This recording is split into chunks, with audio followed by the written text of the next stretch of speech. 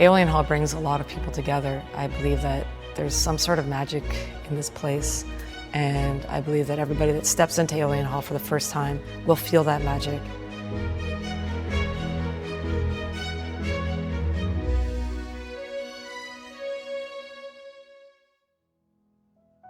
The Aeolian Hall has quite a rich history in our community. It started actually back in the 1940s with a hall that burned down in the 1960s. Clark Bryan bought the hall in 2004 and began the process of turning it over into a charitable organization.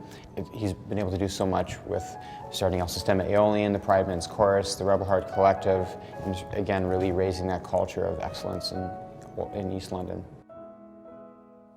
I decided to launch a UNESCO and TED award-winning program called El Sistema here at the Hall. Wasn't sure if it was going to work in this community, but it's a free after-school music program for kids who would not normally have the opportunity to have an enriched music program.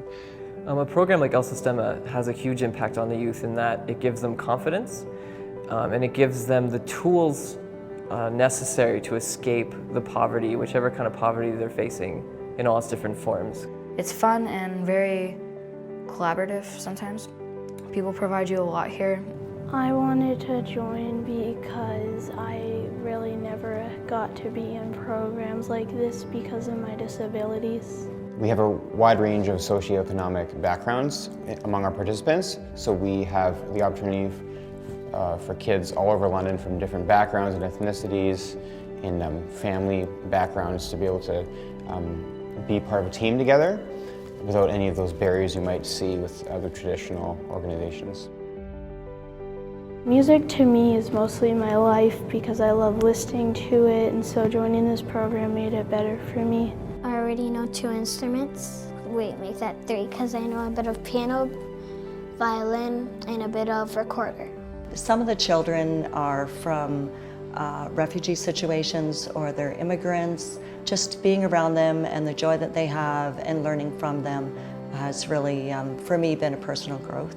Everything that I see in our programming, our education programs, is all about giving opportunities for people to be inspired and get different perspectives through art and culture. We launched Pride Men's Chorus London, what would normally be called a gay men's chorus in the rest of the world. We decided to open it up to men of all gender identifications. Its purpose is to enjoy music and through the experience of performance help open minds and hearts. Clark and I just thought it would be a really good social experience for the kids to work together with Pride Men's Chorus. We first had that experience when we had a concert with Matt Alber and the men's chorus was singing backup. The idea of the synergy between the men, many of whom were ostracized when they came out of the closet as gay men, and many of the children in our program, actually many don't have parents. So the idea of coupling up that socially has been a really remarkable thing for me, and we've already heard feedback about it and how it's positively impacting lives. As soon as we heard and saw what potential that had, we said we got to do this more often. So we have done it twice since. When people perform music in a group, it's more than just music. It's also a group expression. Aeolian Hall is unique in what it offers to London in terms of the arts and culture, in terms of what it is doing within Old East Village, but also the greater community. The musical productions are structured with a view to try to make music accessible to everyone, different kinds of music accessible to everyone. So there's jazz, there's classical, there's roots, there's contemporary, there's singer-songwriter. There are all these different facets of this great field of music, and we try and bring some of each into the Aeolian because they each have kind of their own demographic and their own audience. We launched a new professional orchestra called Rebel Heart Collective, trying to change the lens on classical music and the access point to classical music. I don't think we should distinguish between classical music and other kinds of music. I think that there's some barriers that are artificial that shouldn't be there.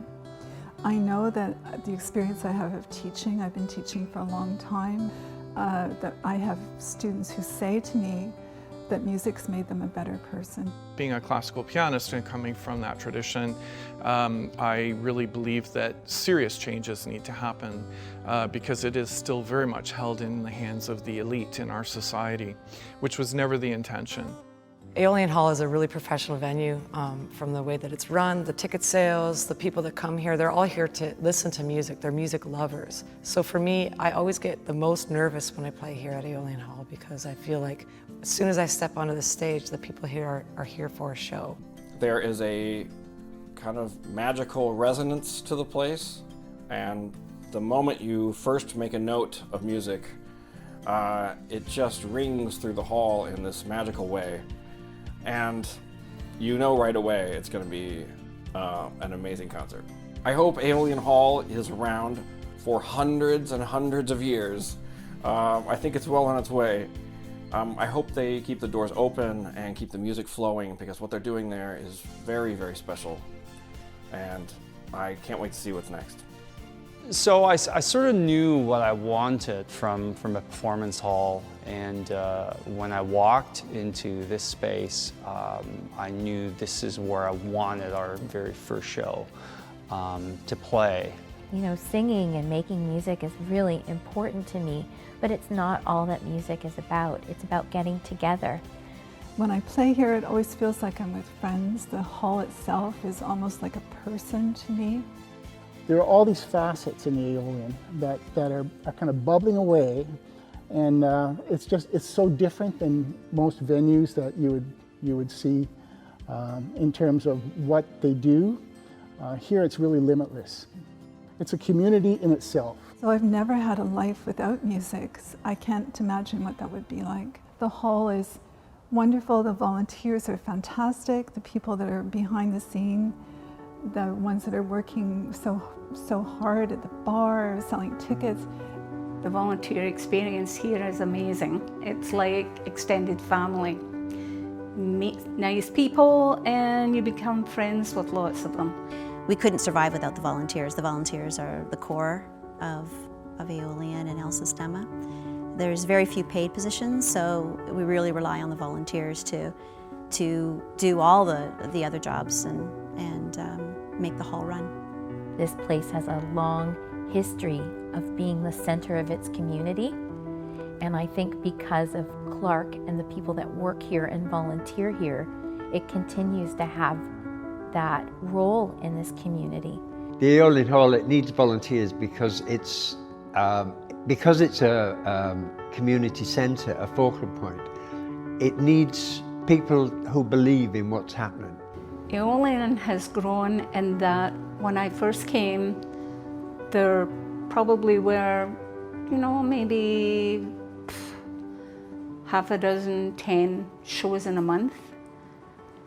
Now, some months we can have a show 5-6 nights a week. The future of Aeolian Hall, in my vision, is strong and bright, and it continues to grow more and more as a place where people come to have their soul nurtured in the performances that they experience. I feel that we're an organization that's open to change and experimentation and risk-taking. Every program we've launched here, every step we've taken, we've never had the money to do it. Unfortunately, the majority of the world does not work that way. The majority of the world is paralyzed in fear and is not willing to take risks. So we hope to set an example of achievement through risk-taking as a really important role that it's maybe not one that people think of first and foremost, but the story of the Aeolian is basically against the odds. If somebody is doing something good and it works and it's the right thing for the community, you can't not support it. It's all about values in the end. It's all about who we are as people. We sometimes lose sight of where we're going, who we are, what we believe. And if the Aeolian can act as a catalyst to remind us of that, that is really in my heart to be at the foundation level for what we do here.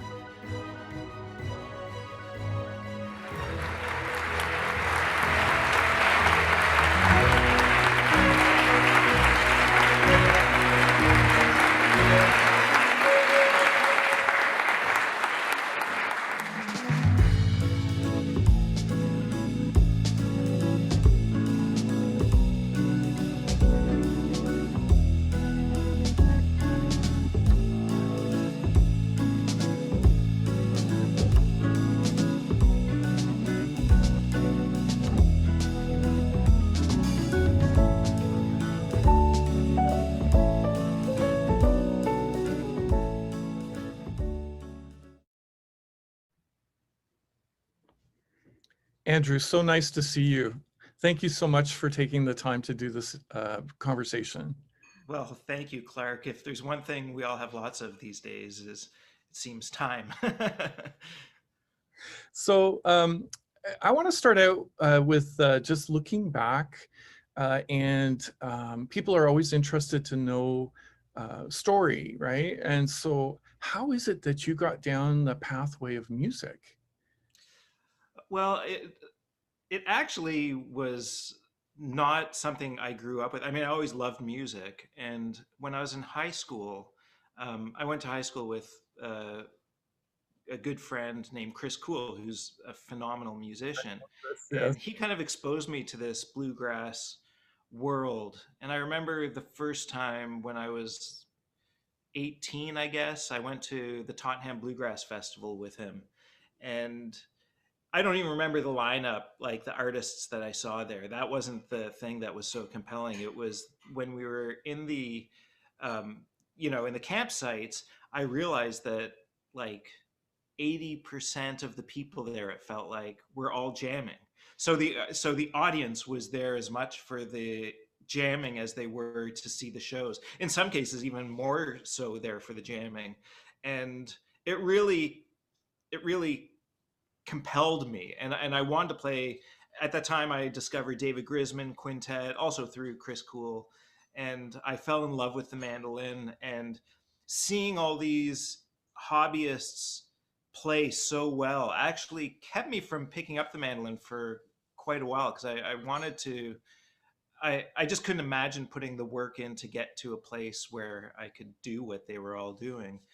And so it wasn't until a few years later I went to university. I was a philosophy major at Dalhousie, and about halfway through second year, I started questioning why I was there, and I couldn't come up with an answer to it. So I ended up dropping out and moving out west and living a ski bum's life for a couple of years. And I was really into backcountry skiing and really hard working at this thing that was just about pushing myself and exploring and doing things that I didn't think were possible. And somehow that led to playing music. In fact, I remember it was summertime, and the David Grisman Quintet, who's actually the person that got me interested in the mandolin in the first place, was playing in Bellingham, Washington, just south of the border. And I went with some friends from Vancouver down to see him play. And they were, my friends in Vancouver at the time were kind of hippie jammers, and they were kind of cutting their teeth on bluegrass. So they weren't like really experienced bluegrass players. It was a friendly, safe environment. And the day after seeing the David Grisman Quintet, just like all the pieces were there. And so I broke down and I bought my first mandolin, and it just took over my life. And within 6 months, I not even within a few months, like I guess it was in May that this happened, and by August, as ski season was approaching, I knew that I just wanted to spend. I was telling myself I was going to spend a year working on the mandolin just to see where I could get. And if I was living in Whistler, I'd be skiing all the time and not practicing. So I moved to Vancouver and busked for my livelihood, and just had the mandolin in my hand all the time, and was literally practicing like 8 hours a day and jamming every night, and like living, breathing mandolin. And so it, I didn't need a year. Within 6 months, I had decided that this is something I wanted to pursue for my life. And shortly after that, I moved back to Toronto to immerse myself in a community that was a little more serious, like there were musicians, and Chris Cool is my entree into this community. And all these guys like Jenny Whiteley, Dan Whiteley, Joey Wright, Chris Quinn, they all took me in, and I was really eager in learning a whack of material. So they took me in, and the rest is history, I guess they say. Wow, what a great story. Can I peel away at a couple things I just heard you say? Yeah, So please. the very first festival that you went to, um, what is it in the experience of being with those people that really was attractive to you? Well, I'd been to concerts and stuff before, but if you haven't been to a bluegrass festival, you just are not prepared for what you're going to see, where it is a style of music almost unlike any other. I think Celtic music is like this, but I don't know if well, I guess Celtic festivals are like this as well. But it's the closest analog that I can see to this, where there's no other kind of music that encourages the audience to play the music like bluegrass and Celtic music. What does So, that feel like for you? Like, in terms of the people? well, it's a community, and it's inviting. It makes you want to partake as well. I mean, or at least it did me. I mean, I already wanted to play mandolin. I just didn't want to be crappy at it. So I was resistant to going down that road, because at the time, like most people, you struggle with whether you could even get good, because you have no evidence to suggest it until you've put in years of practice. Right. And I just, it struck me seeing the exchange that people were having. It was just like, oh, I want to do that. I want to be a part of that. And, but the belief that it was possible actually is what kept me from doing it for almost 5 years.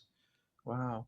And I So think a lot of people struggle with that. Like, I do a lot of teaching, and when I teach at camps or teach classes, the people with real blocks, like, they'll almost always come up to me at the beginning of class, and they'll say, I can't do this thing. And they'll give me all the excuses why they can't do it. My hands are too small, or this or that.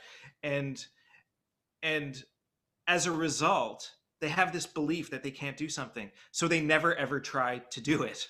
And so it's like this self-fulfilling prophecy. They believe they can't do something, so they never try to do it, and they never give themselves the opportunity to prove to themselves that maybe they can do that thing.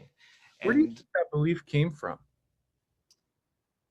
uh well, I think it's just I think we're all born with it to varying degrees, and these blocks, it affects everyone in different degrees. Now, we all think that children can learn faster, and it's true. They do learn more quickly. I mean, their brains are growing, and new passageways are being developed every time. But the thing is, because they're learning constantly, Mhm. you know, they never question whether they can learn. Now, one of the analogies that I like to use when I'm trying to break this down for people is like, can you walk? And they're like, well, yes. And walking, if you had to do this on a conscious level, like if you had to control every muscle in your body to coordinate the ability to propel yourself and keep your balance, there's no way you could consciously do that. You've learned this skill that is very intricate, that you totally take for granted as an adult, because you've been doing it your whole life, or almost your whole life. And I believe that every skill is like that, and some people have predispositions for it to come a little bit easier than others. But if I look at my heroes, like, one of the most extremely physically able mandolin player I can think of is like Chris Thiele. And he is incredibly accomplished, arguably more so than any other mandolin player. And yet he practices still to this day. Like, he's like, I don't have a productive practice day unless I've practiced at least 4 hours. And so he's proving what's possible. It's a lot of people come away from it saying, oh, well, that's not possible. Look at how amazing he is. I could never be that. Rather than getting the message, oh, if you put X amount of hours in, then you can get infinitely good. You never know how far you can get until you look retrospectively. You know, I know that I'll never learn something if I don't practice it. Yet if I continually practice everything I've tried to learn how to do, I've been able to learn. And some things don't come easily, and some things have taken years. I remember, with speed playing, this one tune in particular, and it actually happened to be a Chris Thile tune that I started working on when I'd been playing under 2 years at this point, and I couldn't even play that fast, let alone play this intricate stuff that fast. But I started working on it, and it did take me a year and a half or so to be able to play this tune up to speed. But through using this tune, I developed all the techniques required to do it. And I may have been able to pick an easier piece as the thing that I practiced over and over again. And I worked at it. So it's not like it came naturally, it came from thousands of hours of practice. And that's, most people don't realize that that's just what it takes, because they forget what it was like to learn all the things that they take for granted. Yeah, I think you're really onto something here. I'm an education junkie, so I think sometimes, our education system beats out that confidence to be able to try something new, with the pass fail stuff. And I think sometimes too, parents and families can pass that on as well. And absolutely, that's our culture in general. But children don't think; they just do, right? And adults, they sit down and they think, oh, that must be really hard. How do you do this? Like they want processes, right? And they just, what you got to do is just like pick it up and try, right?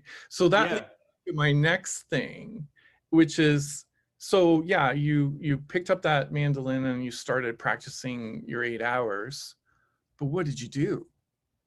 Like, what was that practice? How did you do that? Well, I mean, I think that one of my greatest strengths as a musician are my problem-solving skills. Right.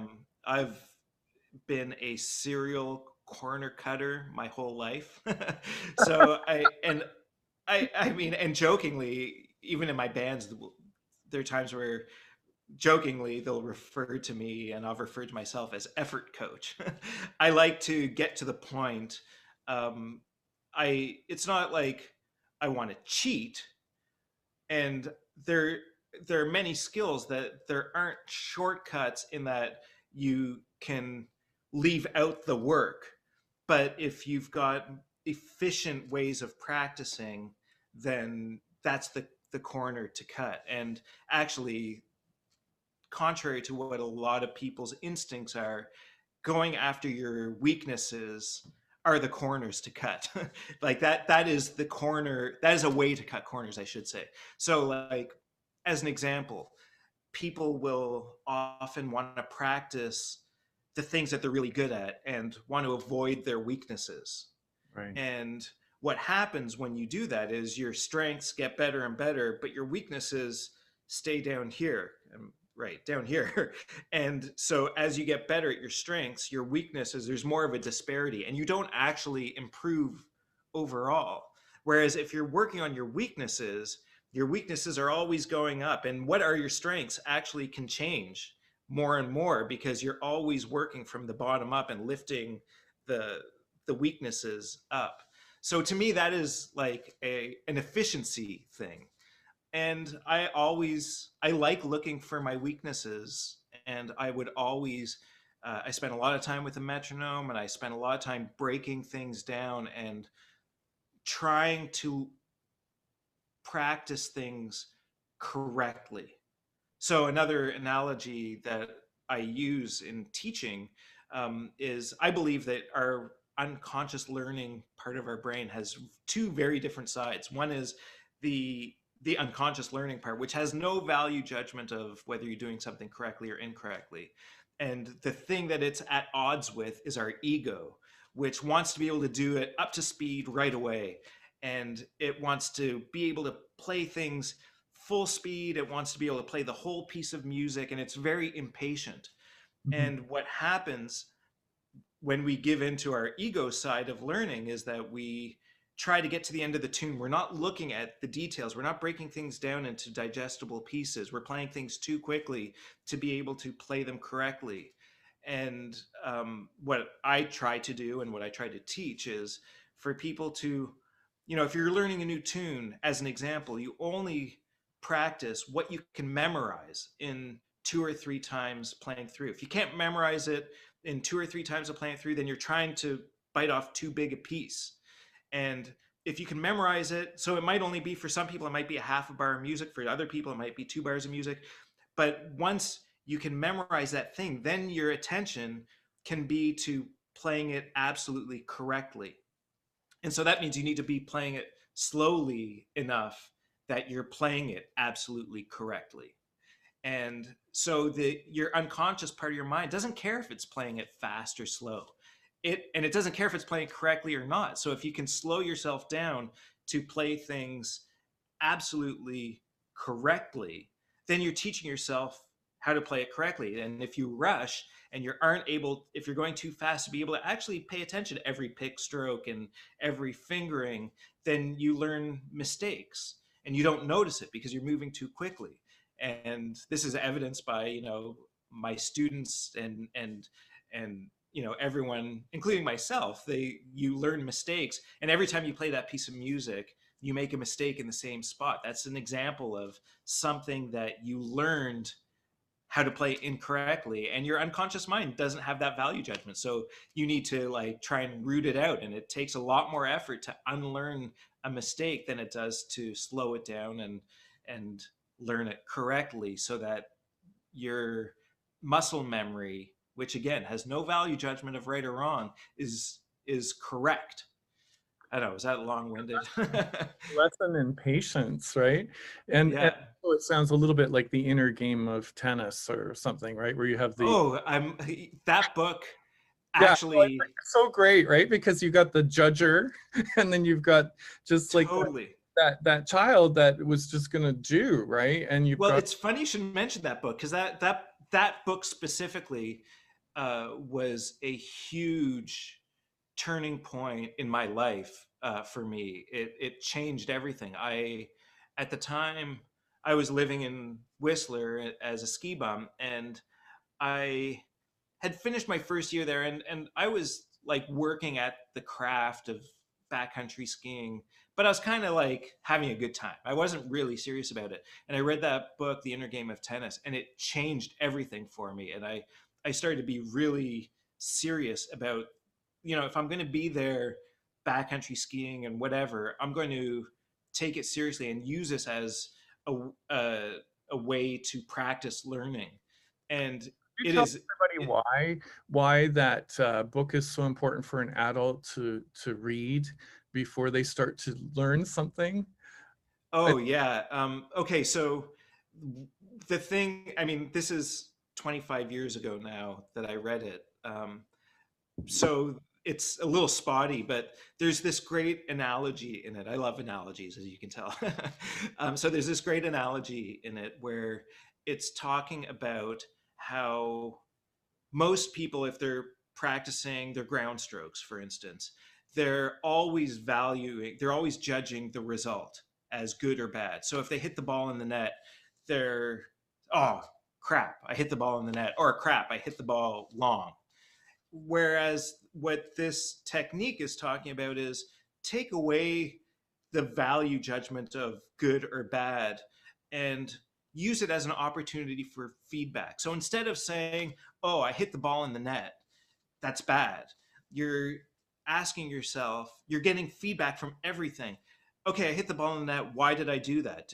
Was my racket face closed too much? And so you're always testing hypotheses and using every result as feedback, and potentially positive feedback, for developing more knowledge and more skill and muscle memory. So instead of having this, oh crap, I hit the ball in the net, you're like, oh, I hit the ball in the net. Maybe my racket face was too small, or too closed, or maybe I was starting my ground stroke too high. Or you're always using it as an opportunity for learning and improving your knowledge, so that you then, next time you try opening your racket face a little bit and then see what happens, or try your ground stroke lower so that you bring it higher, or like, these are all using tennis as an analogy, which I wasn't playing tennis at all at the time. I had earlier in my life, so I could relate to it. And this, now the author's name is Timothy Galway, I believe. And I've actually tried reading his book, The Inner Game of Music. I know. And I don't like it at all. it did not, it didn't communicate any of the things that I loved about The Inner Game of Tennis. So I've recommended The Inner Game of Tennis to many students over the years, because it is, to me, it is the epitome of my learning style. And it really informed how I approach learning everything. That's the same with me. That book had a profound effect. The one statement I remember from there is that, you know, you do something and you don't have the success with it. You make a statement, which is basically, isn't that interesting? Yes, yeah. And the next one is like, I wonder why that happened, right? Yeah. Which opens up this possibility of finding solutions, whereas the judger in us would be like, oh, look at you stupid hand, why did you do that? Right? Yeah, and again, like, you're taking all these things as positive feedback rather than having this is good, this is bad. And I think, particularly back to your earlier question, why do people have these blocks? I think for a lot of people, they get caught up by their ego. And as we get older, we take for granted the things that we're good at. And I think a lot of people are really uncomfortable revealing not being good at some things, because they're so used to the things that they're good at, and they want to stay in these safe zones.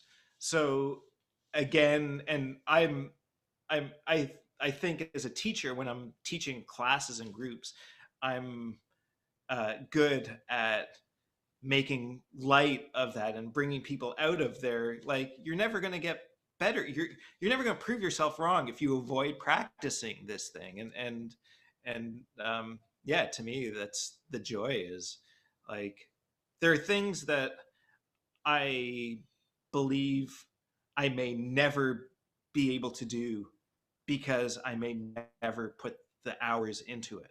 There are many things that I've proven myself wrong with as well, and I found out later in life, oh, I am quite interested in this thing.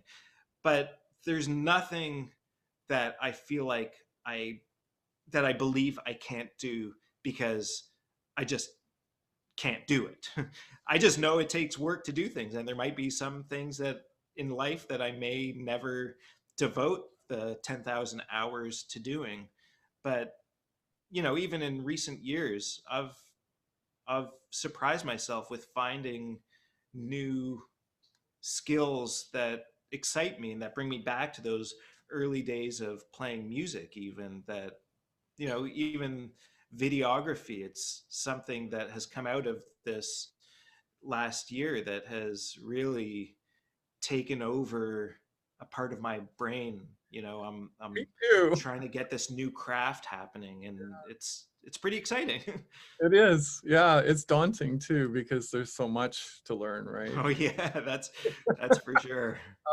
So I could like just spend our whole conversation in this area around education, but I do want people to kind of get a sense of your journey a little further along. And I know you were involved with the Creaking Tree, right? Yep. You want to talk a little bit about that and your evolution into playing in it? Sure. So, well, right back to where my interest in mandolin originated. Now, I was already listening to bluegrass before I discovered the David Grisman Quintet, but I didn't love the mandolin at that time. In fact, I didn't think I even liked it that much. And then I heard the David Grisman Quintet, and I mean, I describe it the same way all the time. If the first minute of hearing this music, it sounded familiar to me. Like, it sounded like I'd heard it before, even though I hadn't. And instantly I went from thinking I didn't like the mandolin to it becoming my favorite instrument right away. And there's something about now that the genre that he's one of the founders of. I mean, they kind of named the music or named the style new acoustic music. That's sort of what he started with. But the whole idea was these bluegrass players, and bluegrass is rather technical. You need some facility on your instrument to be able to play it. The tempos are high. Improvising is a big part of it. Just playing the melodies of the tunes requires quite amount, quite a lot of facility. And but I guess bluegrass players started getting interested in exploring other genres as well, and then taking this in, and that's sort of what the David Grisman Quintet was on the cutting edge of, where they started taking sort of gypsy jazz and other genres into this instrumental music and having bluegrass elements, but it's not really bluegrass. It's not really all these other things, but it's informed by these other genres. And so when I first started playing mandolin, that's the kind of stuff that I was really excited about. Although, I mean, I love bluegrass, but I also recognize that all these players that played new acoustic music were coming from the bluegrass world. So they had all of this technical faculty and facility from playing bluegrass music and knowledge from playing bluegrass music. So I started off playing bluegrass as an entree into this, but and I absolutely love bluegrass. So I mean, I was really eager to play. And so Creaking Tree String Quartet sort of arose out of I was jamming a fair amount with a friend, Brad Keller, who's the guitar player in that band, who is also very into new acoustic music. And at the time, I was going to jazz school and kind of introduced Brad and the bass player in the band, Brian Kobayakawa. And at the time, John Showman had just moved to Toronto from Montreal, and he's an amazing fiddle player, as we all know. And originally, Brad had rented some recording gear just like to do some stuff in his basement, and he invited us all over to do a little recording. We taught each other a couple tunes and recorded this Bela Fleck tune, or Edgar Meyer tune, called Sliding Down. And we weren't even, as far as I knew, we weren't trying to be a band at that time. It was just like a fun jam sort of thing. And Brad and Brian put a grant proposal together to get a recording grant, and sure enough, we got this grant. And at the time, we weren't a band, and we got this grant, and we're like, okay, I guess we need to start preparing some material. We're a band now, and it was actually around the same time that the Foggy Hogtown Boys started. So straight ahead bluegrass band on one side and new acoustic on the other. So it was like really scratching both my itches. I got to do everything I wanted between those two projects. And yeah, so Creaking Tree String Quartet, we ended up recording 4 albums together, and it was kind of the main touring act for me. And I'd never wanted to be a band leader. The idea of having my name be the front name of a project, like I was really uncomfortable with it, actually. And so these were 2 very collaborative, everyone was working together, everyone was doing their part, and very different types of collaborations. On one hand, the Foggy Hogtown Boys, who lasted a little bit longer, actually put out 6 albums, I believe now.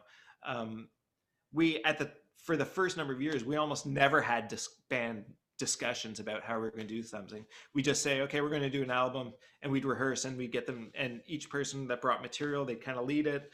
There was almost never any like hashing out discussions in that band, and everything flowed great. And in Creaking Tree String Quartet, it was like the opposite extreme. We were like brothers working together on the minutia. Like every tune we arranged was like, we'd spend anywhere from 8 to 16 hours, not all at once, but arranging each piece of music. And every band decision was like, we'd hash it out and have to be all on the same page. So we always worked until we reached consensus. And and I mean, we both bands had incredible working together dynamics. They were just like opposites. You know, the Foggies almost never had a serious discussion. Everything was a joke. All the hours in the van were like us being jackasses, making stupid jokes. And with Creaking Tree String Quartet, we were like, I mean, we're laughing all the time as well, but everything was like trying to reach consensus, which is hard to do with four people.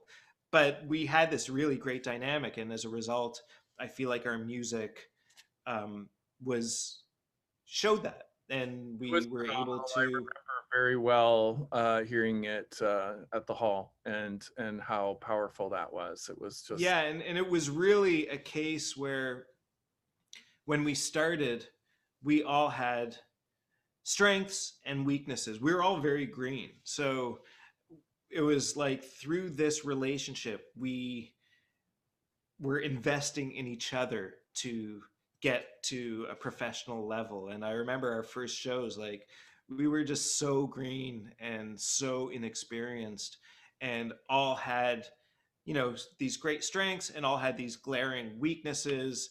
I mean, even from a musical technical side, everyone had these weaknesses, and it was like through working on this stuff and like practicing as a group with a metronome and dissecting everything and looking under the microscope and really having this trust in each other, it brought us all to this higher level. And I mean, it was definitely an example of the sum being greater than the parts, for sure.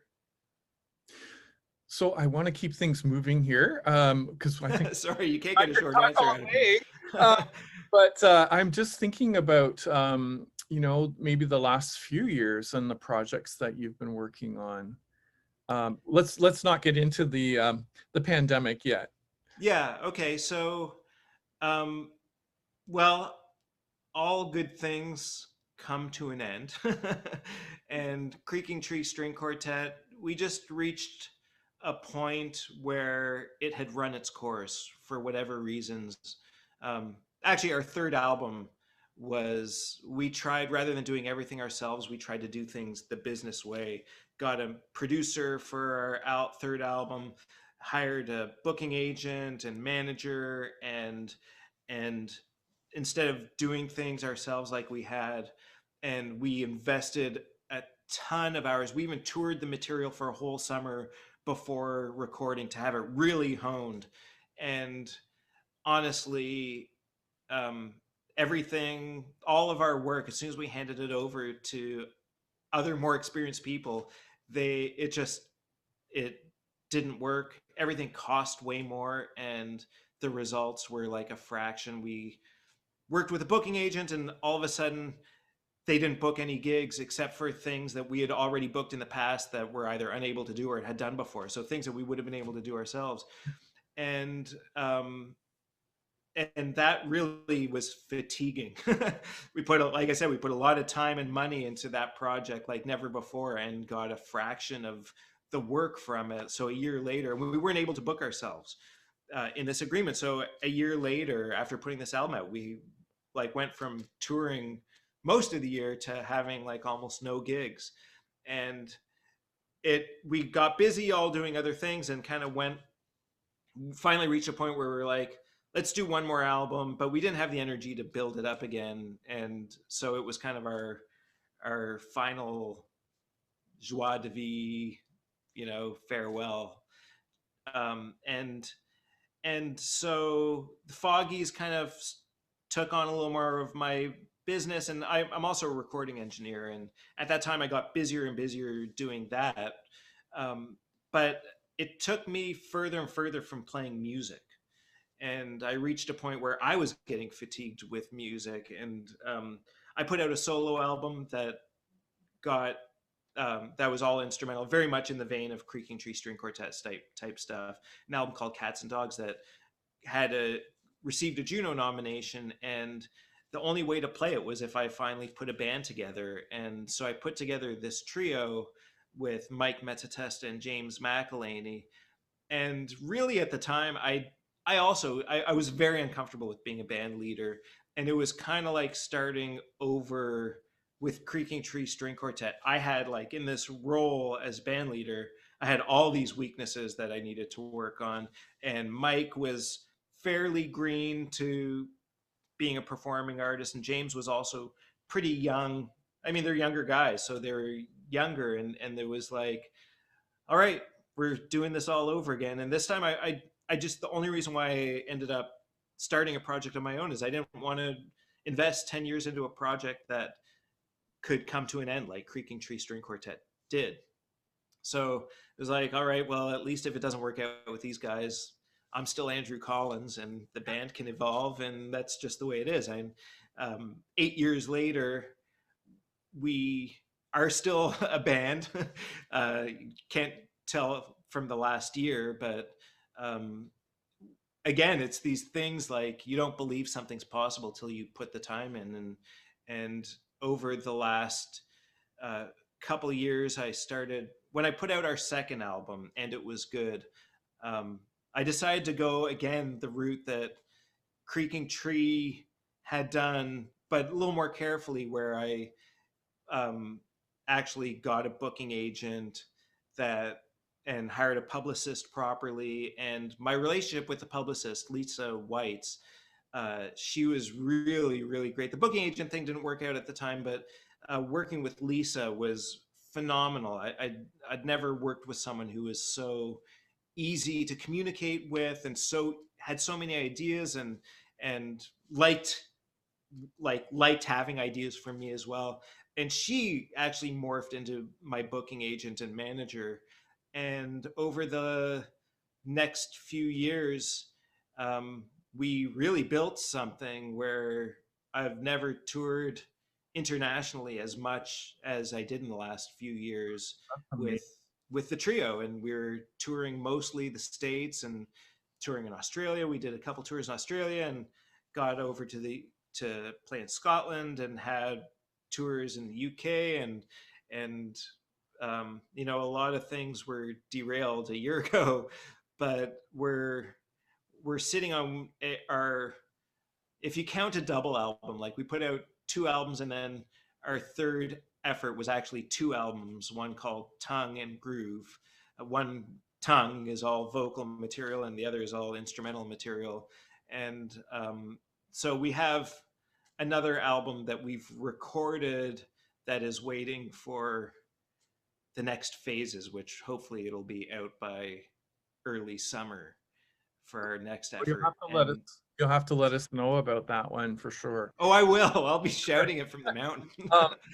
I want to just, in the few minutes we have left, just talk a little bit about what you've been doing during the pandemic. And I know that you've got some really special offerings for people. So maybe you want to talk about that a little bit. Okay, well, I've started a workshop series called The Isolationist Guide to Mandolin. And it originally started as I was saying to you earlier, as a festival style workshop, where when things first were locked down everywhere, I did 2 of these a month and got 3 musical guests to join me, and each one was focused on a different genre.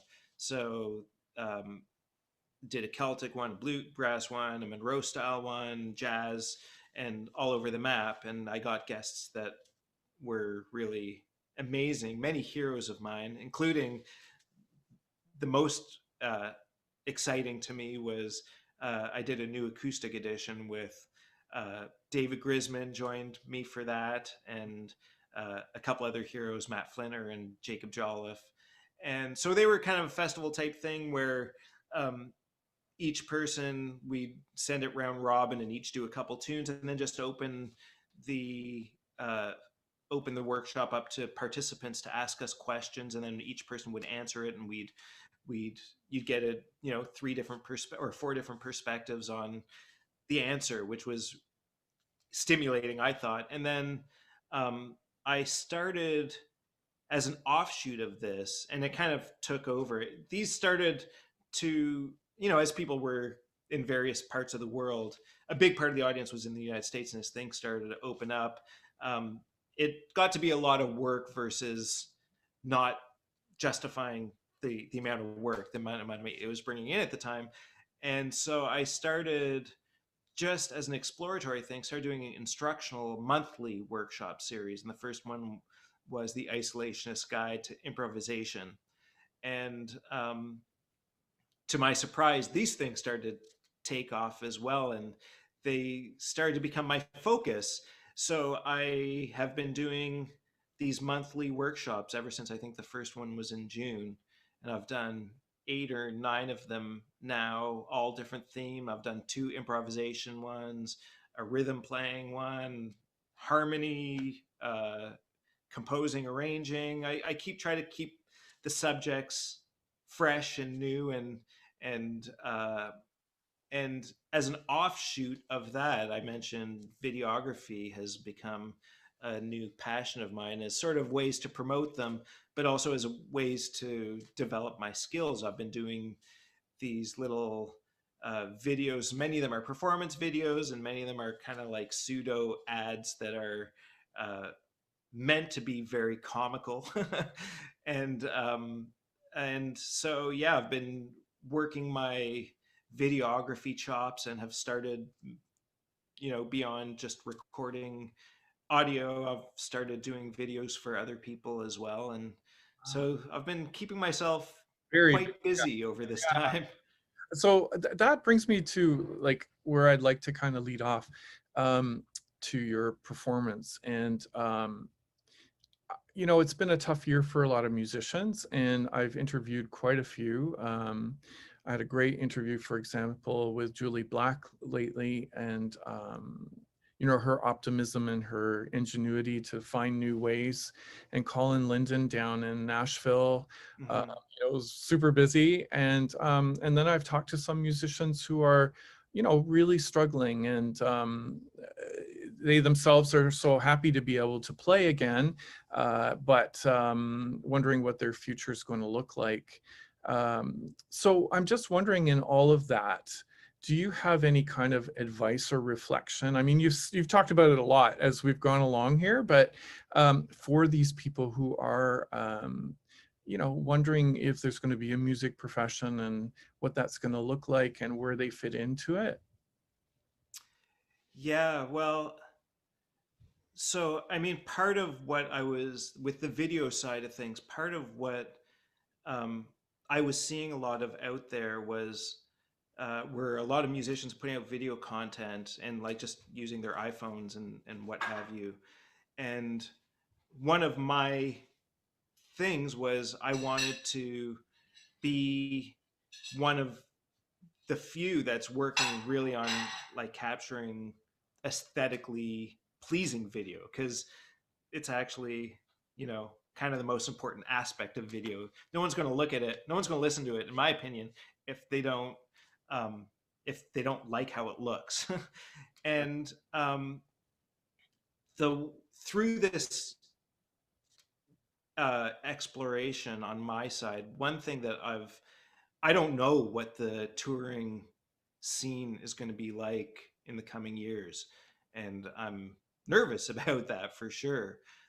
But one thing that I've been talking about with a couple of my friends that have really taken on, I've also watched some of my friends have totally receded into their private lives, and some of my friends, Chris Cool as an example, has also really taken to the digital world and has been doing workshops and concerts and really been working on the video content.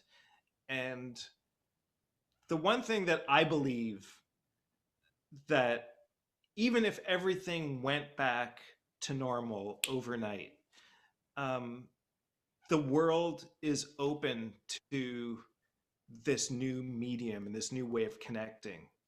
And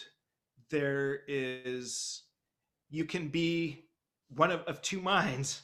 One is, I don't want to go there, I can't do that, and resist it. and lose out on this whole world of opportunity, or you can embrace it and use that opportunity as a way to find ways to connect and build a new audience. And I mean, I wasn't thinking this when I started the workshop series. I was just like, oh, I'm going to try this thing. I don't see anyone doing it. It seems like a good idea. Let's see what happens. But it was really inspiring. You know, we had like 90, 100 people the very first one. And I was like, oh, there's something to this. And through the workshop series, you know, I'm finding what new ways to connect with my audiences that I don't think is going to go away even once everything opens up. I think that there's a new world that the world is used to Zoom, and they're used to seeing concerts on their computer now, where they never would have thought about it a year and a half ago. Now they're actually not just thinking about it, they're used to it. And to me, that means there's an opportunity there.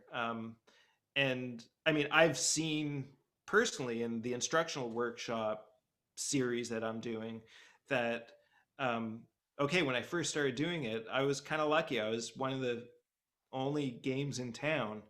But particularly in the mandolin world, there are a lot of mandolin players offering online courses now, like group courses, not just lessons one-on-one. And so the window to be early in that curve may have closed, but I just think that if you want to keep playing music, if you're a musician and you want to keep up the craft, avoiding this aspect and this way, this technology, it's just going to leave you in the dust, Right. because it is the reality of what's happening right now. I totally agree. And, You know, and I don't think it's going away.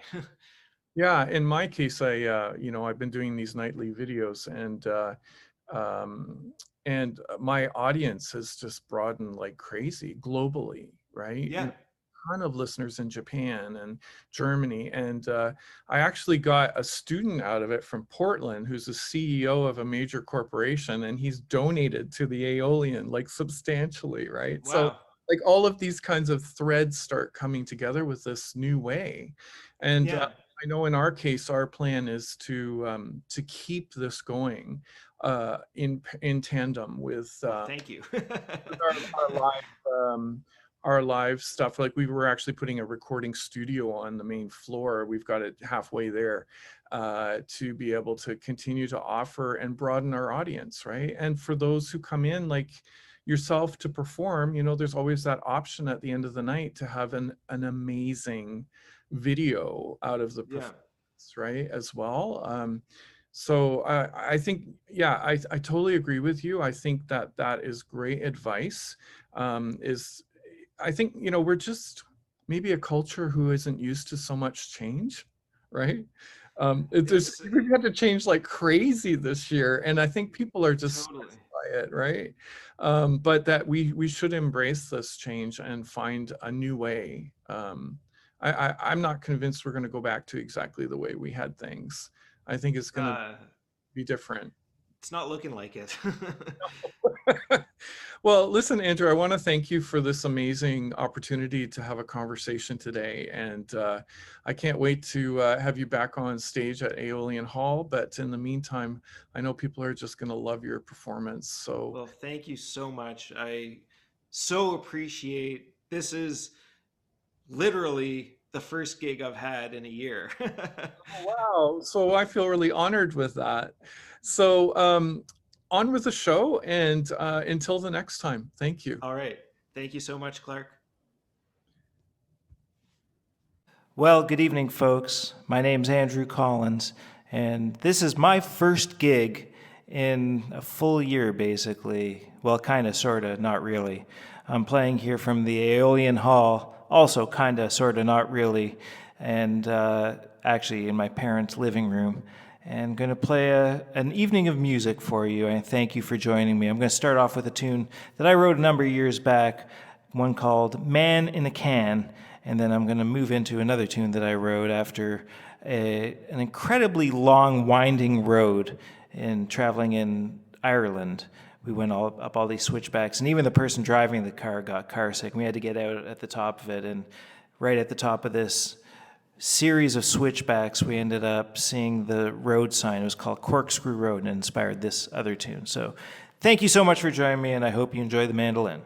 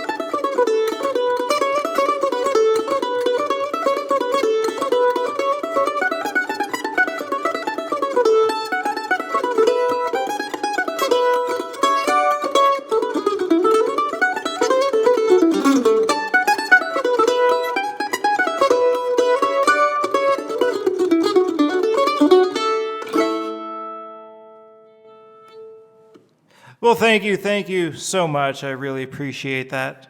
I can hear you clapping at home. I hope you have a drink with you and a little popcorn. And now I'm going to play something that may be a little too apropos. I didn't realize when I wrote this song that it was going to be such a fitting tune for these times, but you know, it kind of encapsulates the last 4 years.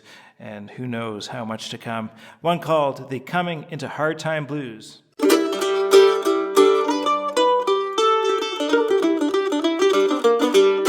Well, there's something riding at the top of the hill. Just look at whose hands are on the steering wheel. Well, I've got the coming into hard time blues.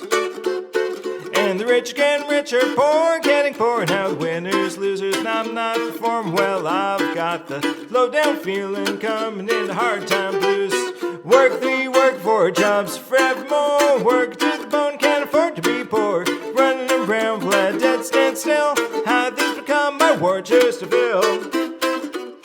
And telling me that we're living free just as long as you're part of the majority. Well, I've got the low down feeling coming into hard time blues.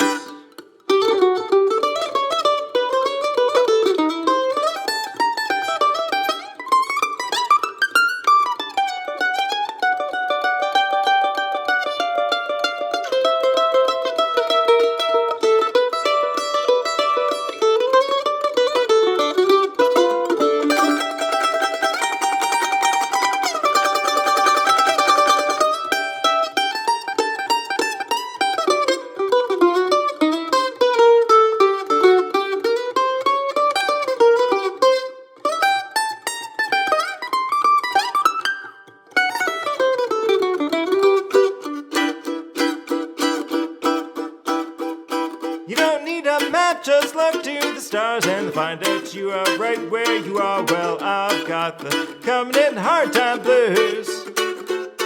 And want you to wear the mark of the beast just to buy a bunch of crap you don't really need. Well, I've got the low down feeling coming in hard time blues. Work 3, work 4 jobs forevermore. Work it to the bone, can't afford to be poor. Running around, let dead stand still. How these become my war just to fill. And want you to wear the mark of the beast just to buy a bunch of crap that you don't really need. Well, I've got the low down feeling coming in hard time blues. I got the deep down creeping, no good feeling coming in hard time blues.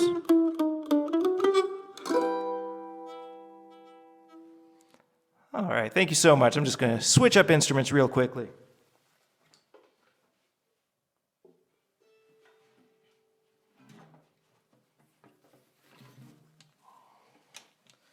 So I've been playing mandolin for half my life now, or just about. Yeah, I guess I'm turning 48, and it'll be about 24 years this year. So put a lot of time into this, baby. And when I first started playing mandolin, I discovered very quickly that when people find out that you're a mandolin player, they always ask you the same question. Well, what else do you play? And if you tell them that you also play mandocello, then they usually just want to talk about the Blue Jays or the Leafs or something. Anyhow, I'm going to play some mandocello for you, which is the mandolin family's equivalent to the cello. So it's played like a mandolin, except really big, tuned like a cello, and just to add further confusion to the matter, it looks like a guitar. So there you go. This is a mandocello, and I really like to dig into different styles of music, and one of those styles is old-time music. I really love old-time music, and on the Andrew Collins Trio's last album, we did actually a double album, one called Tongue and one called Groove, and one's all vocal music and one's all instrumental music, and hopefully you can figure out which one's which. And we wanted to do a mandolin family old-time tune.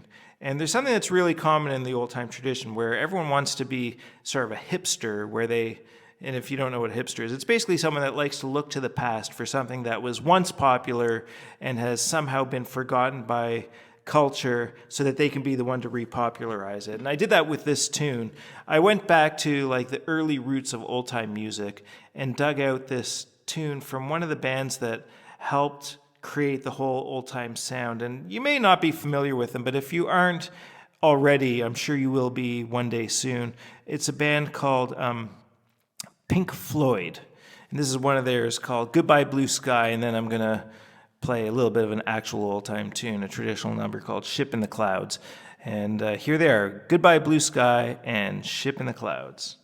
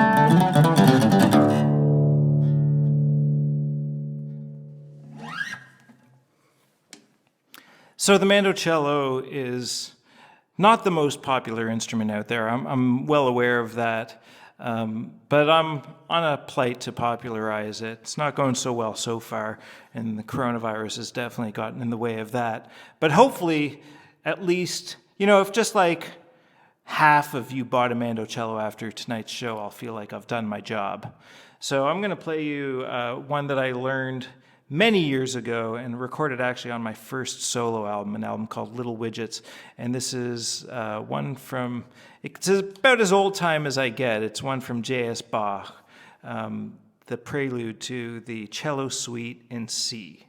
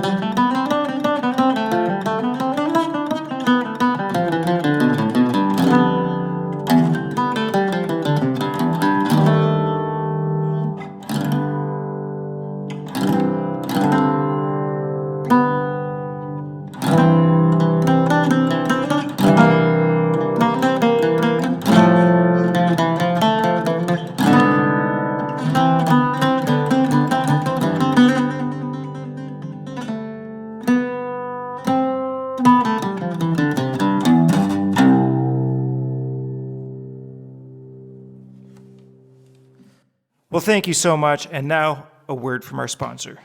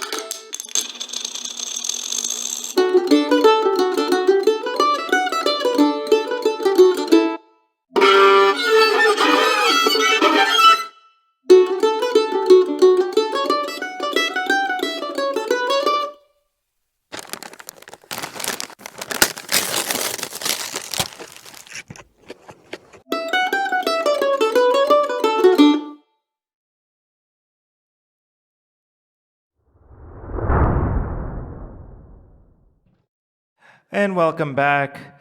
I hope you enjoyed that little ad. Don't worry, I'm not actually trying to sell you something. I just thought it'd be funny to have a commercial break. We may even have another one, you never know. In fact, that workshop series has already begun, so I'm not really trying to sell you on the workshop series. I just thought I'd give you a little insight into some of the stuff I've been doing. I've been making a bunch of videos, some comical, some not so comical, and I've been doing a whole lot of teaching lately. So if learning about mandolin and different aspects of the mandolin are of interest to you, I recommend you visit my page, The Isolationist Guide to Mandolin, on Facebook, or just visit my page on Instagram, Andrew Collins Trio, and I've always got some new music and some new workshops happening. And I'm actually going to play you a medley of a few tunes. One is one that I wrote a number of years ago called the Kintakaya Waltz, which I actually just learned on the mandolin for the first time. I actually wrote it on the fiddle, but learned it on the mandolin for a student of mine. And it's fun to play on the mandolin. And then the next one is one called Crash and Burn, which actually came out of one of the workshops that I did. The last one about a month ago was The Isolationist Guide to Composing and Arranging, and I was going through some composing techniques and actually wrote this one in the workshop, and it's appropriately called Crash and Burn. And then I'm going to go into another new tune that I wrote actually on New Year's Day, and I think you can all relate to the title of this one. It's kind of an angsty tune, and like I said, I wrote this on New Year's Day. It's called 2020, You Were a Real Jerk. Anyhow, I hope you enjoy these.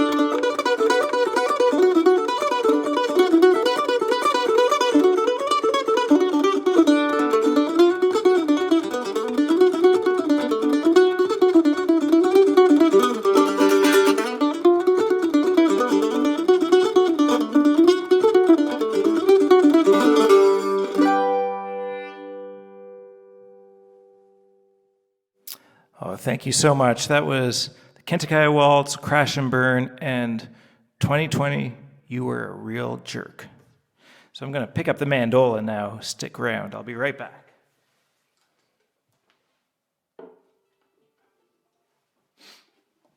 So as you can see, I'm a little bit of a mandolin geek, and I didn't shrink, and my mandolin didn't get bigger. This is actually just a slightly bigger instrument. This is the mandolin family's equivalent to a mandola, and these strings are tuned just like a mandolin, but it's got an extra low C string, and you lose the high E string, and there you go.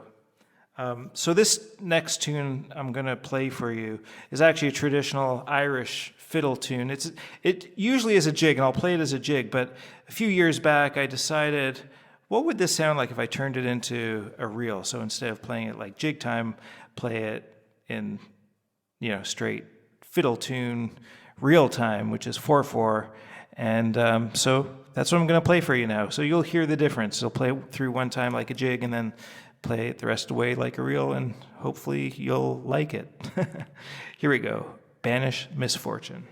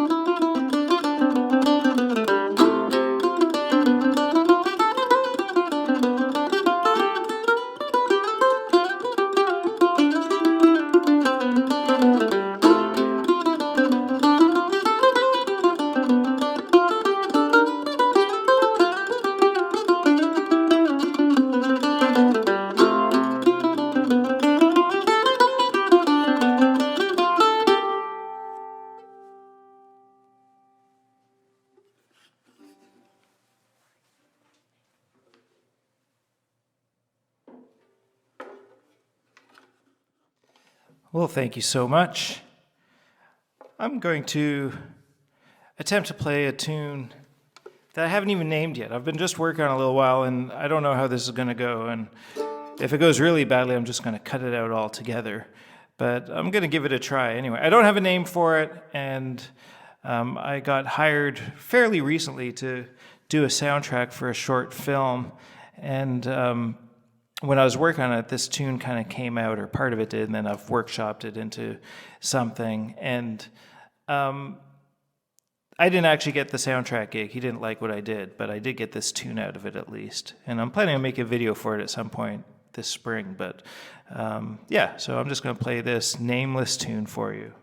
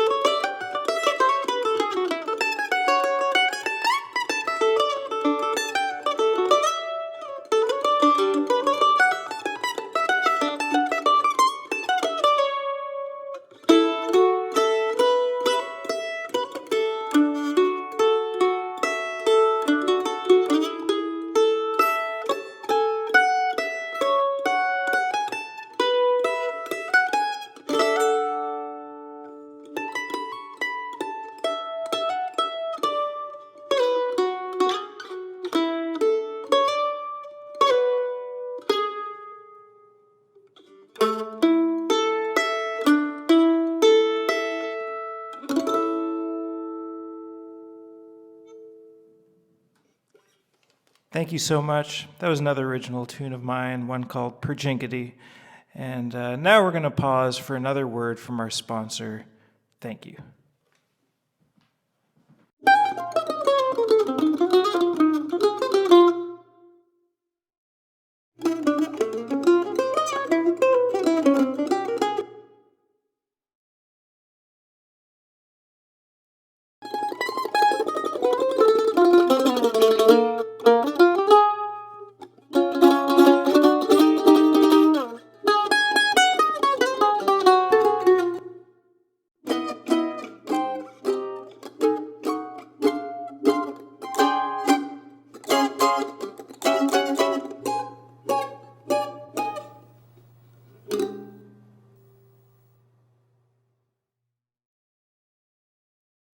Welcome back, and thank you for viewing that little piece of fine art.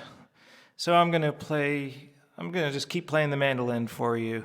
Usually I don't feel so exposed playing with the trio, but it's just me up here all on my lonesome, so I'm going to play you a bunch of mandolin tunes, and I'm going to play you a pair of tunes that come off the trio's most recent album, and I highly recommend you check them out just so you can hear what we sound like when I'm not alone. And this is one that I wrote for my daughter and called The Lullaby for Len. And then we're going to go into one that I wrote the very first time I was way up north, and this was in Yellowknife in the Northwest Territories. We got up there in the middle of the summer, and sure enough, it was midnight and the sun was beaming high in the sky, and this tune came to me called Sunlight at Midnight. And I think it'll be pretty obvious when we move from the lullaby to this one.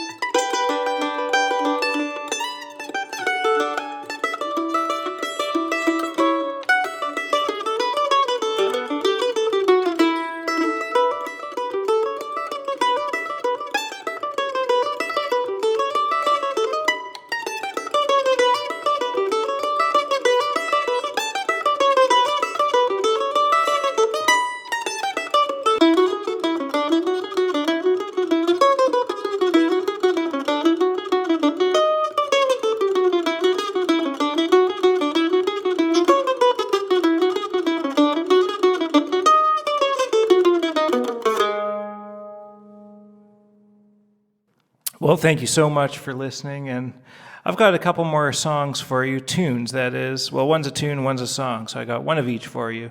And this next one is another one that I wrote recently, and I actually did a video of this. I haven't recorded this on an album or anything, but I did a video with Chris Cool for this one. It was right around the election time, and I mean, I don't know if any of you have felt it, but there's been an awful lot of acrimony around the world this last 4 years, and I was really feeling it. And I wanted to write something that was just putting out a positive message into the world and, you know, hopefully encouraging something. And it might be, you know, slightly Pollyanna sentiment, but I still believe in it. And the title of this tune is called Love Away the Hate.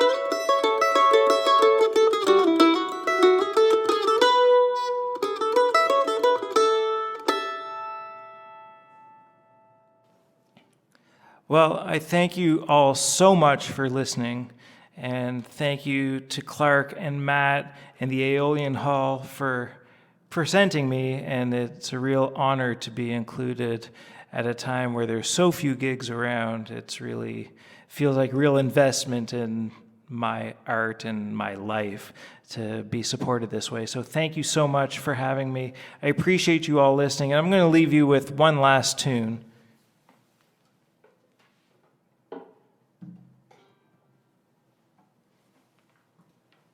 I keep saying tune, but this time I mean song. And this one comes from one of my heroes called, my hero's name actually is Roger Miller, one of my heroes. And this is one of his more poignant pieces, one called Leaving's Not the Only Way to Go.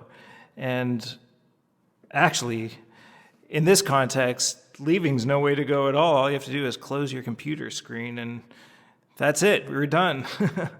But I thank you all for listening and for watching, and I hope you'll check out what I'm up to on my website, andrewcollinstrio.com, or check out the Andrew Collins Trio Facebook page and the Isolationist Guide to Mandolin. There are all these workshops up there that I did from previously that are still available for those of you that are interested, and I've always got new ones coming at least once a month, so hopefully you'll come check those out. And I'm going to leave you with this one. Leaving's not the only way to go. I hope you have a great evening.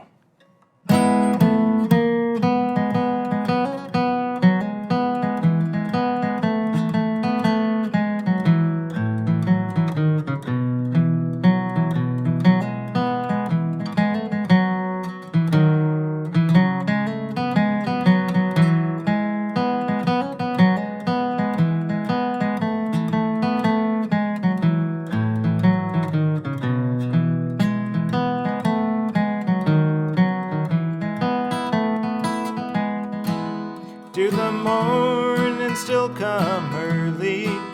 Are the nights not long enough? Does a tear of hesitation fall on everything you touch? Well, it might just be a lesson for the hasty heart to know. Maybe leaving's not the only way to go. Maybe lay and let your feelings grow accustomed to the dark, and in wordless conversations solve the problems of the heart. Well, it might just be a lesson for the hasty heart to know. Maybe leaving's not the only way to go.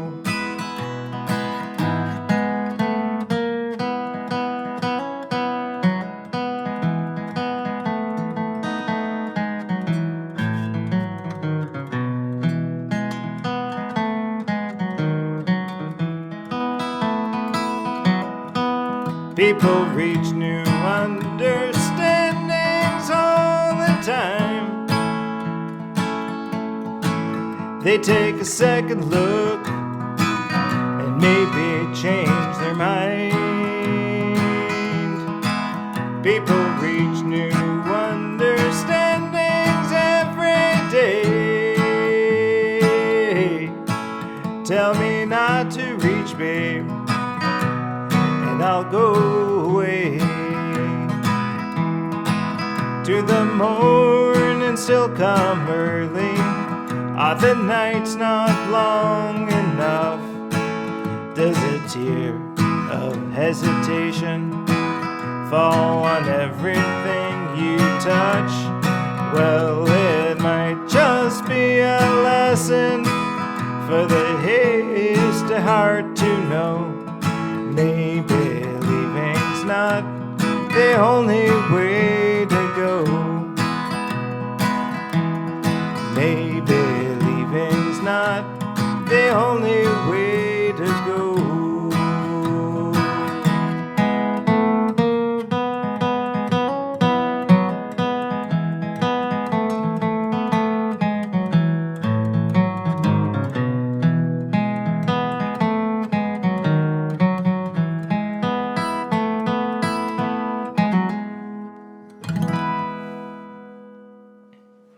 Thank you so much, and have a great evening.